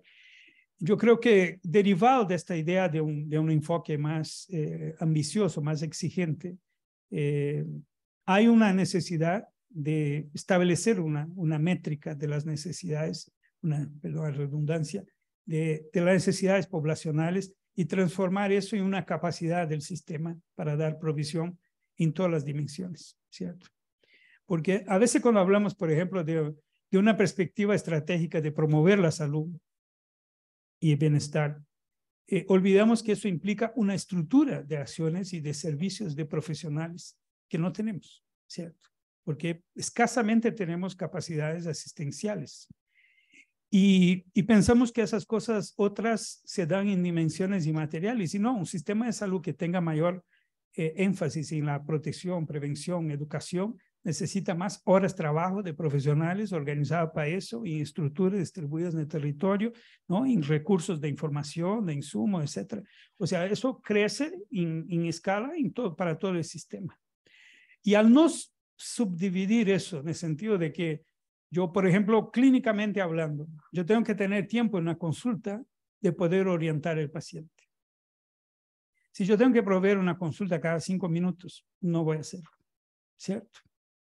Entonces eso implica una reorganización de la capacidad productiva en relación a los objetivos del proceso. Implica la entrada de otros profesionales con los cuales yo puedo dividir también tareas de orientación, etcétera, o sea, para hablar de este tema en particular. Y por lo tanto hay una especie de ruptura que tenemos que hacer sobre cómo pensamos el sistema de salud, tanto en su dimensiones interprofesionales como en términos de su capacidad de producción a partir del consumo esperado, o sea, a partir del volumen de cuidado que tenemos que producir. Yo veo muy escasamente eso desarrollado en nuestros países, ¿cierto? O sea, una cosa que vengo insistiendo en debates internacionales y acá también, ¿sabe? ¿Dónde está el punto de equilibrio de este sistema complejo, el llamado atractor, ¿no? En la nomenclatura del sistema complejo. ¿Dónde habría una convergencia entre necesidades y capacidad de respuesta, mirando hacia el futuro? ¿Y qué hacer para llegar ahí? Yo creo que esa es parte de la formulación de las políticas, la asignación de recursos, acceso y evaluación del impacto de eso. Porque de ahí deriva también la decadencia de la planificación. Yo veo cada vez menos la énfasis en la planificación, porque según decía Carlos Matos, la planificación es la construcción de futuros, ¿cierto? Si yo ya no tengo esta ambición de construir un futuro en que yo llegue a este equilibrio, todo lo que voy haciendo son parches, ¿cierto? Son como respuestas circunstanciales donde apriete más. Lo que está hoy en primera plana de los periódicos, lo voy a responder porque si no me desgasta políticamente, pero no tengo un proceso que me permita enfrentar la complejidad de los problemas al punto de llegar a un punto de equilibrio futuro que será dinámico, pero que yo pueda visualizarlo. Y eso implica temas como, por ejemplo, ¿cuál es el tamaño de la fuerza de trabajo necesaria en México para dar abasto a un sistema integral de salud? Con esta visión, ¿no?, integradora. ¿Qué perfiles profesionales? ¿Qué número de profesionales? ¿Cómo se van a remunerar a estos profesionales? ¿Qué carreras van a tener? ¿Cómo va a ser la gestión del trabajo? Esas son cosas que yo tengo que ir empezando. Por cierto, ese es un tema que me gustaría muchísimo que pudiéramos desarrollar en este instituto, una línea de trabajo. Porque los sistemas de salud, así como todos los sistemas de protección social, cuidado, son sistemas de personas, trabajadores, no es otro. Bueno, alguien va a decir, no, pero ahora tenemos los robots. Y sí, es cierto. Es cierto, porque ya tenemos robots para cuidado de personas, sobre todo adultos mayores, ¿no?, que viven solos. Ya hay países donde este servicio existe. Y hay robots que son impresionantes. Pero detrás de eso hay una discusión ética, hay una discusión monumental sobre muchas cosas que nosotros estamos lejos de haber incorporado. Por cierto, otro tema de investigación, saber cuál es el límite y cómo incorporamos la inteligencia artificial en todo lo que hacemos sin perder el control, ¿cierto? Sin deshumanizarnos finalmente. Hay unos que temen que los robots van a ser más humanos que nosotros luego, o sea, y en eso contribuimos nosotros, ¿no?, que andamos medio deshumanizados hace tiempo. Entonces, ahí hay un desafío de horizonte, de atractor, y ahí las modalidades de provisión, ¿cierto? Yo creo que tenemos poca inversión en eso. Vengo trabajando ahí de incorporar incluso softwares, ¿no?, herramientas para hacer simulación de sistemas complejos, para saber, oye, tengo esta necesidad de esta población, hay un vacío aquí de atención. ¿Cuáles serían las mejores parametrizaciones para que eso pueda instalarse a partir de una jerarquía de planificación? Eso es un tema que me fascina, daría para muchas horas, porque yo tengo que entender qué se puede planificar. Ya no muchas más horas, porque... Sí, bueno, está bien. Pero ese es un tema que hay que entrar en su sofisticación, ¿cierto? Y por eso esta dimensión que se hablaba ahí, de las capacidades de poder acompañar, supervisar y luego evaluar performance, deberían retroalimentar continuamente el tema de la evaluación para saber de verdad qué estamos haciendo, ¿cierto? Hoy es muy nominal. Yo le digo, oye, gran avance, inauguramos un nuevo hospital en tal región o aumentamos el número de camas. Está bien, pero ¿es suficiente? ¿Qué impacto va a tener? ¿Va a ser algo positivo, negativo? ¿No? ¿Cuál es el tema de la cercanía, los tiempos de desplazamiento? En Europa hay un estándar que es 50 kilómetros de desplazamiento primario, ¿sí? Eso con un sistema de transporte mucho mejor que los nuestros. Más allá de eso, solo si el paciente ya tiene diagnóstico, entonces se desplaza más lejos porque está dentro de una cadena de atención predefinida, ¿no? Ahí está todo este debate que no tengo tiempo de ahondar sobre el tema de los centros coordinadores de atención como permanente análisis de suficiencia e insuficiencia y reordenamiento de flujos y una búsqueda de una reorganización interna. Ahí está la nanogestión, la microgestión, la mesogestión, que tenemos que empezar a estudiar también en un sistema complejo que va a combinar intervención poblacional con intervención individual. Armando, ¿te parece si pasamos a la siguiente? Dale, pues. Sí, muy bien. Sí, perdón Entonces, que quedó ahí pendiente, pero vamos. Bueno, quedó ahí justo lo que decía Noé acerca de nuestro acercamiento con la sociedad civil. Sí, y la manera en la que el instituto tiene que vincularse tanto con servicios de salud, digamos, a los diferentes niveles, no solamente en el nivel federal, sino en los niveles estatales y locales. Y creo que Noé también dejó por ahí esta idea de que hablamos mucho de empoderamiento, pero que no necesariamente ni lo estamos estudiando, ni estamos buscando la manera de construirlo, de crearlo y de fortalecerlo. Entonces, Noé, lo que dejamos por acá anotado. Y vamos a pasar ahora, veo que hay 4 preguntas ya en el chat y les voy a pedir por favor a los colegas de la cabina de arriba si los pudieran leer y luego regresaremos a la audiencia acá para tomar algunas preguntas más. De nuevo, les pido por favor que sean muy, muy breves y también le vamos a pedir a Armando que sea muy, muy breve, aunque vaya en contra de su naturaleza, para que nos ayude a que haya un poco más de diálogo. Adelante, cabina, por favor. Sí, doctor, buenos días. La primera dice, es importante resaltar que este ejercicio se ha extendido a la salud pública ambiental y que resulta muy relevante que los factores ambientales estén claramente incorporados en el nuevo modelo de servicios de salud pública. Las funciones esenciales de la salud pública ambiental, un marco para poner en marcha la Agenda de las Américas sobre la salud, medio ambiente y cambio climático 2021-2030. Gracias. La siguiente.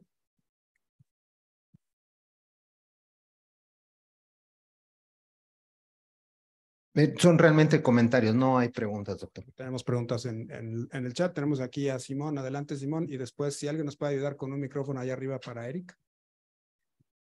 Gracias, Tona. Fabulosa presentación. Muchas gracias, Armando.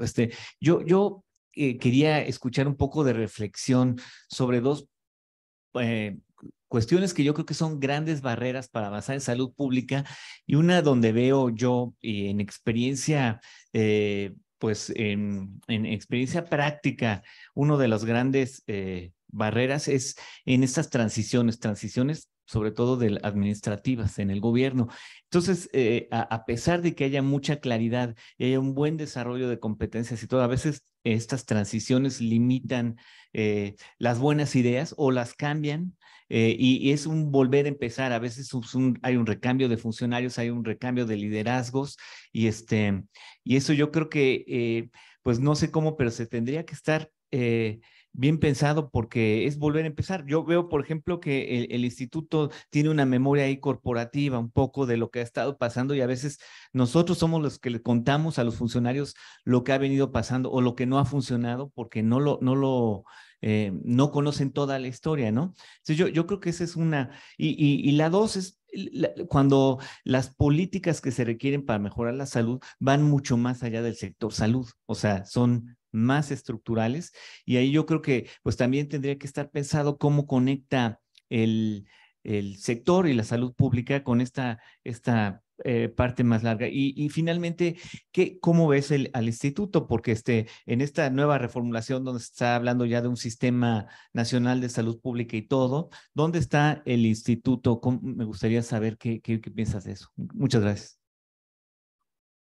Eric, adelante. Gracias. Muchas gracias. Muy interesante y sobre todo de un área que conozco muy poco. Tú mencionaste abiertamente que esta integración se necesita o lo han abordado desde los sistemas complejos. ¿Entendí bien? En tu experiencia, ¿cómo implementar este ejercicio de sistemas complejos? Porque decirlo es como decir, bueno, pues hagamos interdisciplina cuando realmente ni siquiera podemos comunicarnos con nuestros colegas de otras áreas, ¿no? Entonces, en tu experiencia, ¿cuáles serían lo relevante que tendríamos que considerar para hacer realmente un ejercicio de sistemas complejos, ¿no? Porque finalmente todo se conecta. Gracias, Eric. Antes de darle la palabra a Armando, yo los invitaría a ir volteando las preguntas, ¿no? O sea, estas preguntas que le estamos haciendo a Armando, también voltearlas hacia el instituto. O sea, ¿de qué acercamiento está teniendo el instituto con sistemas complejos? de qué forma estamos verdaderamente entendiendo, abriéndonos, desarrollándonos hacia sistemas complejos, a pesar de que me parece que todas y todos en este auditorio estaríamos de acuerdo que el objeto de estudio de la salud pública es un objeto complejo, ¿no? O sea, creo que todos estaríamos muy cómodos diciendo eso. Es más, creo que hasta lo diríamos tomándonos un café, ¿no? Y nos sentiríamos muy bien. El problema es que luego eso no necesariamente se traduce en una acción muy específica, ¿no? De nuestro trabajo institucional para avanzar en el desarrollo de esas metodologías.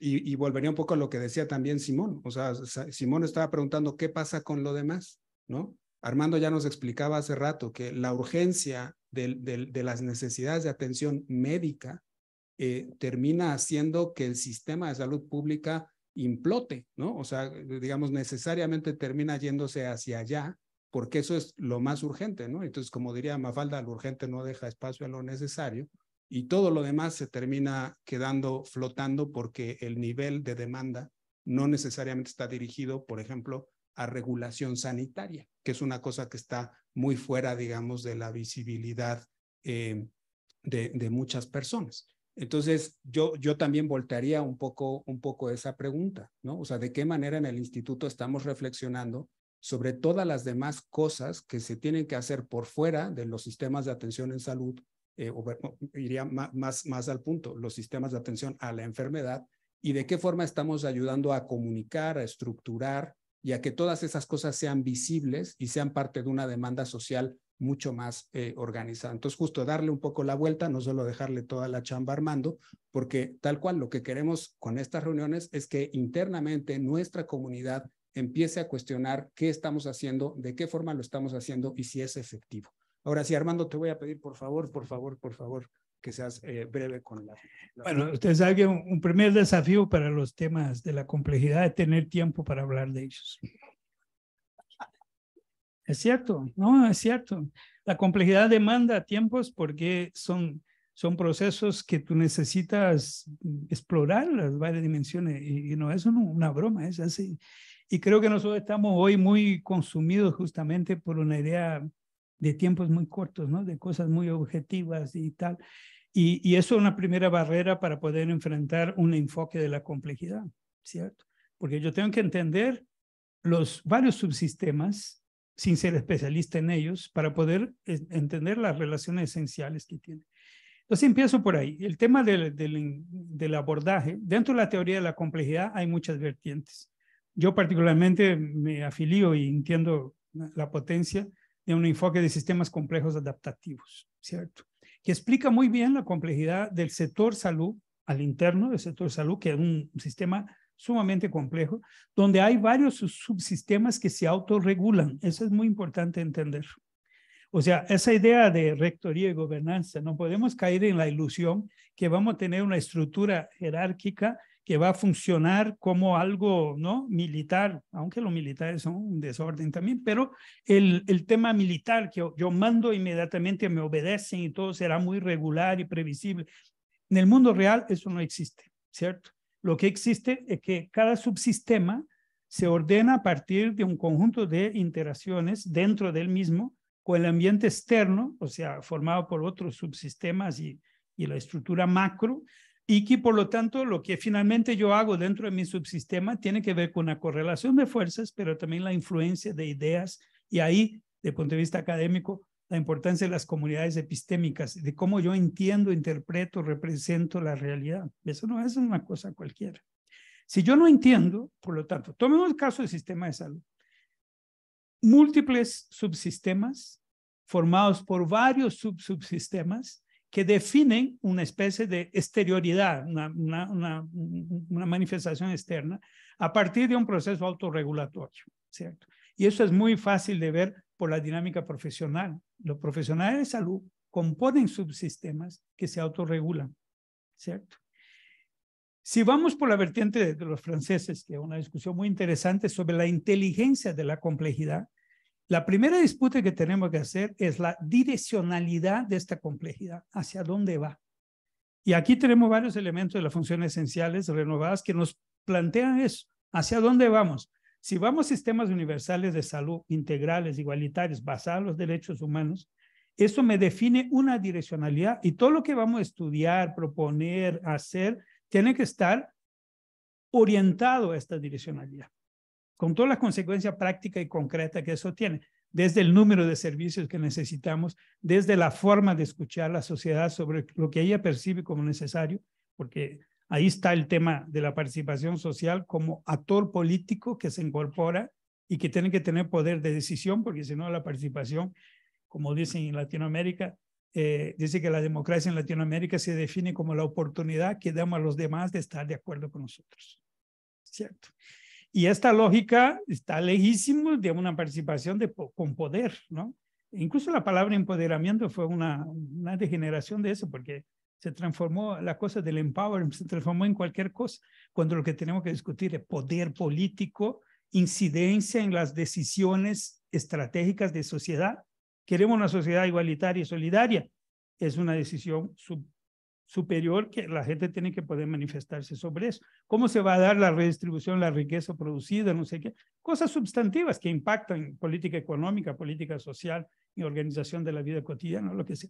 Bueno, ahí daría para mucho y creo que tu pregunta sobre participación es muy importante, porque también la tomamos mucho a la ligera. Y ustedes han visto que la renovación habla de participación social, pero es un tema político central, no es una perfumería. Y vamos a poner ahí unas gentes de la comunidad para aplaudirnos y agradecernos. No, no, aquí el problema es el conflicto. Si ponemos gente de la comunidad hoy en cualquier lugar, nos van a decir, muchas gracias, los primeros 5 minutos, esa fue siempre mi experiencia de democracia participativa, 5 minutos para decir qué bueno que ustedes hicieran eso por nosotros y 3 horas para apalearnos. ¿Cierto? Sobre todo lo que no hacemos, que hacemos mal. Y eso es la dinámica de sociedades que son muy desiguales y están muy maltratadas. Cuando tienen el espacio público de reivindicación, van a plantear su necesidad. Nos sirve mucho ahí también entender las necesidades. La teoría de las necesidades es un tema obligatorio si queremos entrar a la complejidad a partir de una direccionalidad de cambio de la realidad a partir de sus injusticias estructurales, sobre todo la desigualdad. ¿Cierto? Entonces ahí nos sirve mucho la tipología de Bradshaw, ¿no? Sobre necesidades sentidas, necesidades expresas, necesidades comparativas, necesidades normativas. Esas 4 categorías son muy interesantes para trabajar diseño de política y sistemas, ¿cierto? Pero si queremos ir más allá, podemos ir en Marx y ver la teoría de las necesidades en Marx, ¿no? Y su lectura moderna, digamos, a partir de Agnes Heller y su expresión de pensamiento de Gramsci, que es muy interesante. El problema de la legitimación política por respuesta a las demandas democráticas, o sea, que están inscritos los derechos, que cuando frustradas se transforman en demandas populares y están hoy en la raíz de esta oscilación entre populismo de extrema derecha, como vimos lamentablemente en mi país, y la insuficiencia de las socialdemocracias avanzadas en cumplir, ¿no?, las expectativas de bienestar. O sea, eso también daría para una semana de discusión, pero la verdad es que si queremos entrar en la complejidad, tenemos que ampliarnos. La definición de los objetos para el abordaje de la complejidad es muy importante. Y ahí el recuerdo que nos hicieron sobre el tema ambiental, obviamente el tema ambiental hoy es estructurante. ¿Por qué? Porque él está vinculado al modelo económico, ¿no? La sobreexplotación de la naturaleza y de lo humano. Toda una lógica de acumulación salvaje. O sea, eso es la matriz que está produciendo enfermedad, produciendo malestar, produciendo desigualdad creciente. Bueno, tenemos que entrar en eso, no hay duda.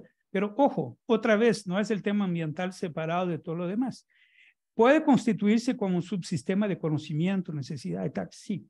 Pero enseguida este subsistema tiene que relacionarse con los demás. Entonces la pregunta es, ¿cómo una institución como esta, que de alguna forma es una universidad en el sentido de conocimientos varios, ¿no?, de varios elementos, cómo elige temas generadores de gran impacto para constituir objetos de complejidad, ¿no?, de abordaje desde la complejidad?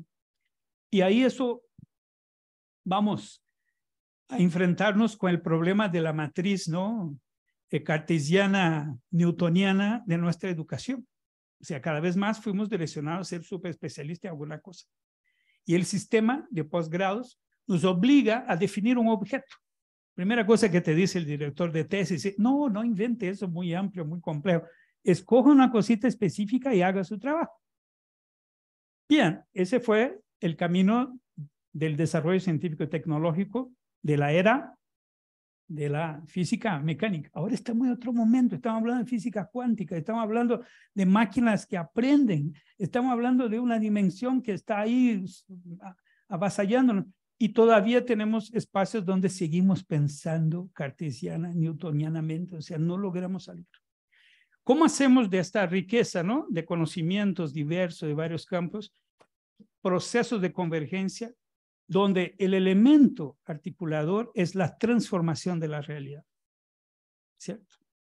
Yo creo que este instituto, vinculado a la estructura del Estado mexicano, en este momento de transformación de la salud del país, tiene que vincularse a esta transformación como objeto complejo, con todo lo que eso implica, desde política industrial hasta el tema regulatorio, ¿no?, que hablaba Tonatiuh, un tema supremamente complejo y que hay que entenderlo como formas de disciplinar, hacer la macroregulación e incidir sobre un conjunto de producciones y consumos en la sociedad que nosotros ya sabemos que provoca enfermedad, por ejemplo, y que siguen ahí.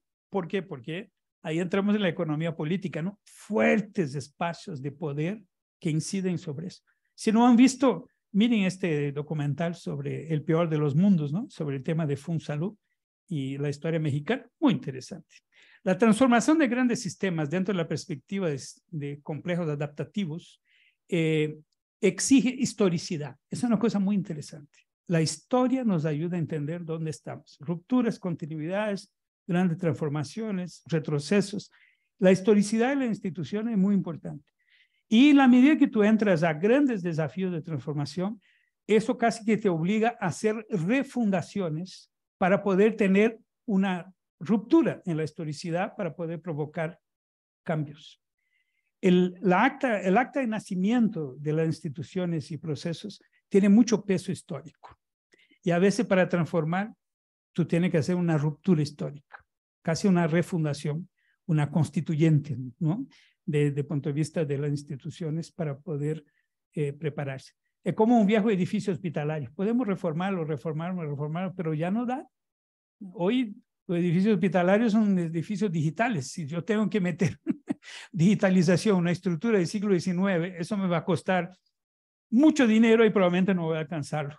Y creo que tenemos que reformatear la manera como vemos la realidad, y por eso cómo eso implica en la reorganización de las estructuras también académicas, universitarias y tal. No olvidar que la construcción de las comunidades epistémicas ha sido una apuesta estratégica de crear un pensamiento conservador, un pensamiento muy vinculado también a una lógica economicista, ¿no?, de la salud. Yo siempre me preocupo en decirlo, pero vaya, voy a decirlo. Estamos con una lógica que nos limita a enfrentar las desigualdades porque pensamos costo-efectividad, ¿cierto? Y ojo, no es porque no tenemos que evaluar económicamente si vale la pena una cosa u otra. El problema es lo que viene por detrás de eso, una especie de deshumanización de la evaluación, cuando de hecho hay cosas que no serán nunca costo-efectivas, pero tenemos que hacerlas, porque es un tema de derecho, un tema de responder a necesidades de poblaciones que de otra forma estarán excluidas, ¿no? Entonces, desnaturalizar eso como elementos criticables pasa por este ejercicio de finalidad del abordaje de la complejidad y disciplina para producir los elementos que apoyan las transformaciones necesarias. Las funciones esenciales nos llaman la atención sobre la urgencia de enfrentar las desigualdades, que es lo que está corroendo nuestras sociedades. Nuestras sociedades están destrozadas por las desigualdades que tenemos y ya no podemos negarlas, hay que enfrentarlas. Y esto es un problema complejísimo, ¿cierto? Complejísimo. Por eso hay que entrar en la economía, la cuestión de la producción, la distribución de los bienes producidos, el tema de las políticas sociales como efectos redistributivos y tal, y eso no es necesariamente una novedad, eso ya se planteó en el pasado. Se abandonaron algunas ideas, se volvieron a ellas parcialmente, y eso será así dinámicamente. Y termino diciendo lo siguiente: ¿cómo garantizamos una continuidad de políticas, ¿no?, para evitar las rupturas del cambio de gobierno? Bueno, lamentablemente eso es parte de la realidad de la complejidad. O sea, si no tenemos el suficiente establecimiento en el ámbito de la sociedad de ciertos valores, intereses en el sentido de aportar un protagonismo, y volvemos a la participación protagónica, para que exista un cuerpo colectivo que defienda transformaciones, no vamos a lograr esta continuidad. Podemos técnicamente decir, no, vamos a hacer planes decenales, vamos a crear un atractor, ¿no?, que nos permita horizontes y tal. Sí, esto todo lo podemos hacer técnicamente, etcétera. Pero el problema es substrato político, ¿no? Y el tiempo. Vuelvo a decir, si no damos un tiempo históricamente adecuado, respuestas, la sociedad se mueve en otras direcciones y ya lo hemos visto, ¿no?, en la historia reciente del siglo XX y XXI. O sea, entonces ya no tenemos tiempo de prorrogar indefinidamente ciertas respuestas. Cuando se ponen en marcha estos procesos de transformación, se gana apoyo político durante el tiempo en que este horizonte se presenta como alcanzable. Si él empieza a postergarse indefinidamente, eso ya captura la energía hacia otra dirección.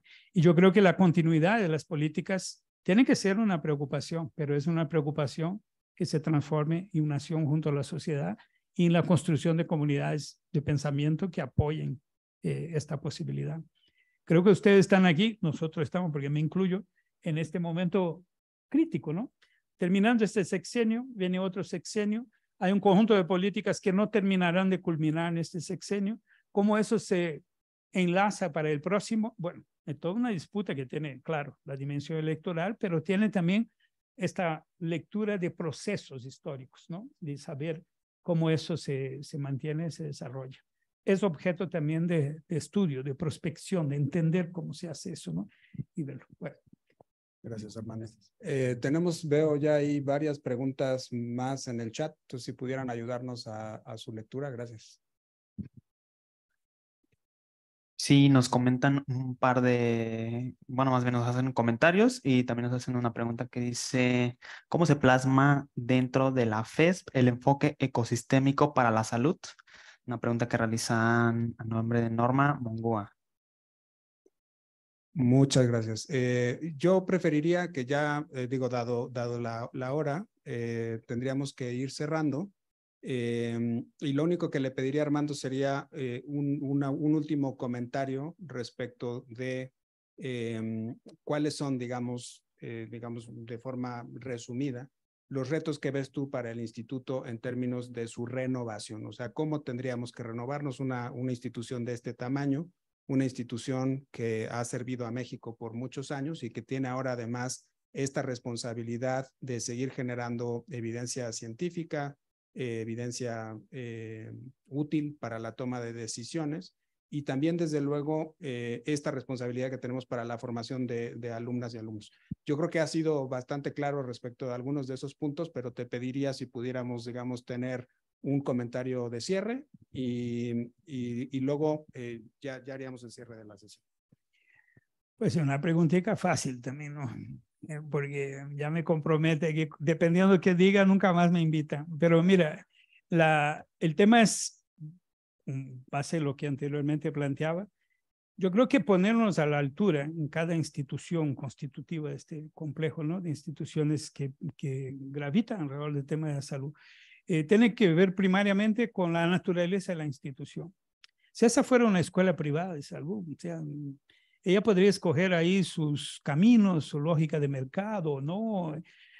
Ya este instituto no tiene esta libertad. Este es un instituto que tiene que servir al interés público, ¿no? Porque es parte del aparato del Estado y por definición debería ser público en el sentido de sus aspiraciones y orientaciones. Entonces, primero tener eso muy claro porque parece evidente, casi obvio, pero este posicionamiento en el ámbito del interés público es algo sustantivo desde el punto de vista de este enfoque de las funciones esenciales, de los desafíos que hay, ¿no? Y ayudaría mucho porque, como ustedes saben, el sector salud, y ya lo había referido, a veces la frontera entre lo público y privado está muy desdibujado y es muy complicado. Entonces, tener comunidades epistémicas, como ustedes los tienen acá, capaces de hacer un balance de dónde se ubican en relación al avance de estos intereses públicos en el contexto nacional, pero también internacional, por la relevancia que tiene el instituto, me parece algo muy interesante, ¿no? Porque además permite una autocrítica, una crítica sobre dónde están las áreas donde hay más indefiniciones sobre este interés público a partir de la misma representación de las necesidades, ¿no? de la sociedad. Luego, esta direccionalidad que pasa por los derechos humanos, por la búsqueda de la igualdad, por la constitución, entonces, de políticas y sistemas que den abasto a eso, implica una necesidad, yo diría, de replantear el mismo conocimiento como tal. Y ahí entramos en este tema de la derivación de pensar la defensa de lo público, la superación de desigualdades como un problema complejo que implica una reorganización de los conocimientos, ¿cierto? Aprovechando la riqueza de conocimiento existente en la institución y fundando nuevos objetos, ¿cierto? Mucho menos verticales.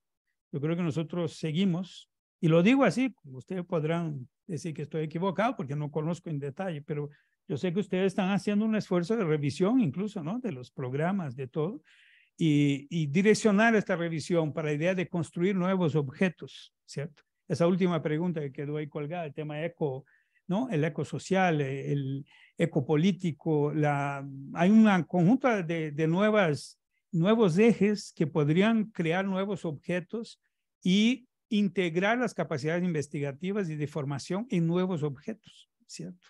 Y eso me parece interesante porque también genera nuevas profesionalizaciones. Estamos en un momento en que las profesionalizaciones, o sea, los marcos profesionales, están cuestionados porque ya no dan abasto a la forma de organización de la producción social en salud y los alcances que eso tiene, etcétera. Entonces, crear nuevos objetos y permear también con un diálogo con otros campos de conocimiento que están presentes en la salud pública, pero quizá tienen que tener un otro giro, ¿no? Me refiero a una primera cosa que me viene a la mente, que es justamente el campo de la economía y el campo de la administración, ¿cierto?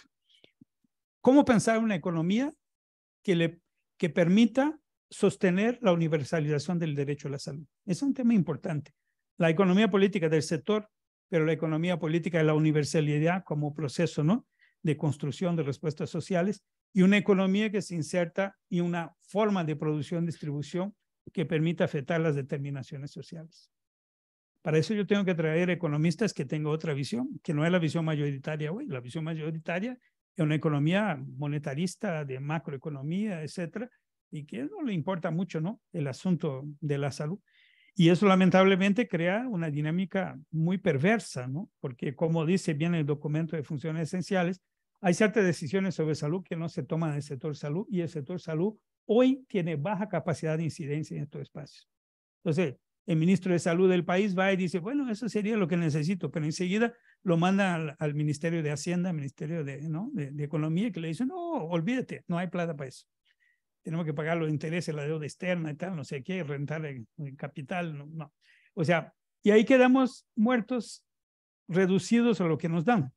Esta incapacidad política también tiene que ver con un tema de la formulación de los conocimientos aplicados a eso, de otra economía, ¿no? Que se reinserte en lo social y tal. Y para eso hay que gravitar e integrar, quizá en alianzas con otras instituciones, ¿no? Pero proponiendo objetos y una direccionalidad de la complejidad. ¿Hacia dónde vamos? Haciendo las preguntas. No es simplemente hacer un convenio con la Facultad de Economía, no, es decir, mira, esas son las preguntas que queremos resolver a partir de salud. Tenemos que proveer aquí igualdad de condiciones, impacto y tal, y eliminar tales cosas, y quiero que ustedes desde la ciencia económica nos digan cómo hacerlo. Si no saben decirlo con esta perspectiva, no van a buscar otros. O sea, esa idea de provocar, ¿no? Nuevos objetos y nuevos acuerdos, rompiendo las hegemonías hoy. Hay un pensamiento dominante que nos limita enormemente en varios campos, ¿no? Entonces, dar más libertad, hacer otras preguntas, hacer otras configuraciones, ¿no? Romper un poco la rigidez, y ahí llegamos a la tercera cosa, la rigidez interna de la misma organización, en términos de departamentos, programas y tal, crear estructuras más horizontales, más configurativas, que tú puedas tener. Este año vamos a tener esta organización, y el año entrante quizá frente a las nuevas necesidades, otra organización. Y ahí nos vamos como creando, ¿no? La forma de gestión adaptada a los objetivos programáticos y filosóficos estratégicos que la institución va asumiendo en relación a ¿qué? A la dinámica del mismo sistema de salud. Este proceso que está pasando en México, que yo les di algunos elementos de aquí, es un proceso de una complejidad enorme que se va a desdoblar todavía en muchas cosas y que uno no puede estar como espectador de eso, ¿cierto? Tiene que entender qué está pasando, formular cosas, criticar algunas, apoyar otras, pero estar en el juego, o sea, y ahí insisto en algo de Tonatiuh me venía diciendo que es cierto, investigaciones más aplicadas, investigaciones mucho más al tiempo de los desafíos que están puestos a cada cosa, y ir bebiendo más allá de las escuelas tradicionales, ¿no? Yo insisto mucho en eso de las comunidades epistémicas porque es un problema. El pensamiento dominante, y perdón, eso no es simplemente una reducción, el neoliberalismo tuvo un proyecto y tiene un proyecto de establecimiento de comunidades epistémicas muy poderoso. Solo acá en México, ¿cuántos miles de estudiantes fueron a hacer posgrado en Estados Unidos? En áreas estratégicas, ¿cierto? Y uno no vuelve virgen de este tipo de experiencia, ¿no? O sea, ahí hay un tema de que hay una disputa ideológica traducida en herramientas y metodologías y tal, y que te va condicionando a una cierta visión. Se habla mucho de una ruptura epistémica en el sentido de crear una episteme desde el sur, desde nuestra realidad, ¿cierto? Por eso también la colega hablaba del tema de Estados Unidos, ¿no? De lo que se propone y tal. Bueno, hay que ver que Estados Unidos tiene un problema para explicarnos cómo la economía más potente, tal vez ya no la principal del mundo, no dio abasto a resolver el problema del derecho a la salud de su población. Para mí es un fracaso estructural, ya me hace ver la experiencia norteamericana con mucha reserva, ¿cierto? O sea, desde el sur, desde países que nunca lograron en pleno derecho, ¿cuál es la pregunta que debe animarnos para llegar ahí? Es otra episteme, son otras comunidades epistémicas. Entonces, eso implica ponernos al día de este desafío, ¿no? Eso que muchos autores llaman una decolonialidad, o sea, salir de un pensamiento subalterno y pensar cómo podemos crear nuestro propio pensamiento y nuestra acción. Entonces, esas dimensiones, direccionalidad, ¿no? Objetos articuladores de respuesta a una realidad siempre desafiadora y una reorganización mucho más flexible de las estructuras, me parece que sería la revolución necesaria, ¿no? ¿Cómo acercarse a eso? Bueno, esa es la pregunta que dejo para ustedes. Muchas gracias, Armando. Bueno, yo creo que la plática, Armando, ha sido muy, muy provocadora. Nos va a dejar material para ir pensando. Les pido, por favor, que vayan anotando, que vayan registrando lo que esto les hace pensar. Y recuerden que tenemos ahí en nuestras plataformas una serie de actividades que necesitamos que por favor vayan resolviendo, y yo también me lo anoto porque lo tengo por ahí pendiente, pero ya tengo aquí mis notas. Yo antes de que cerráramos quería justo compartirles 4 ideas generales que me quedaron bastante claras de la sesión de hoy.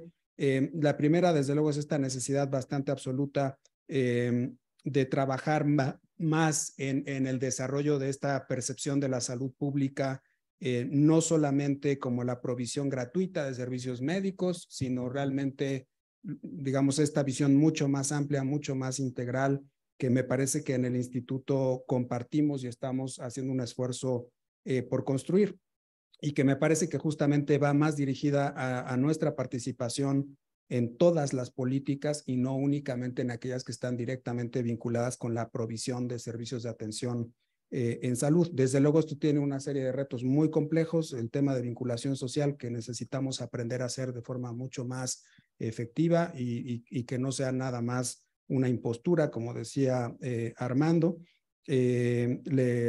Necesitamos encontrar la forma de participar de forma mucho más activa en la toma de decisiones, y sin perder, desde luego, esto que ha hecho que el Instituto Nacional de Salud Pública a lo largo del tiempo sea lo que es, y es nuestra capacidad de producir evidencia científica robusta que ayuda a la toma de decisiones. Y bueno, desde luego que esto lleva mucha complejidad. Hay todos estos temas de participación en ambientes donde quizás no hemos entrado tanto, por ejemplo, a cuestiones relacionadas con desarrollo social, que es algo donde no nos hemos involucrado, pero también creo que tenemos ya muchos aprendizajes de cosas donde sí nos hemos involucrado y que han sido extraordinariamente productivas. Alguien mencionaba, por ejemplo, salud ambiental. Con salud ambiental tenemos mucha experiencia de cómo generar incidencia política. En nutrición también tenemos mucha experiencia de cómo generar incidencia. Yo creo que sobre eso podemos ir trabajando. Creo que Armando mencionaba varias veces el tema de desigualdad. Yo desde luego considero que es un tema central y creo que hay que tener mucho cuidado de no quedarnos nada más en el discurso sobre desigualdad o en la visibilización de las desigualdades, sino que en serio hay que adentrarnos en cómo podemos ayudar a resolver los mecanismos que están generando estas desigualdades. Reiterar el asunto de la necesidad de crear investigación mucho más ágil, pero que no por eso sea menos rigurosa y que sea mucho más informativa en términos de la resolución de problemas reales específicos de salud pública para el sistema de provisión de servicios de atención en salud, pero también para todo lo demás que no cabe dentro de esa pequeña etiqueta. Y luego, finalmente, nuestra responsabilidad en la formación de liderazgo, de rectoría en salud pública, con esta visión integral de la salud pública. Entonces, muchas gracias a todas y a todos. Sé que nos fuimos un poquito más del tiempo que teníamos estimado, pero creo que valió mucho la pena para poder ampliar la discusión. Que tengan un muy buen día.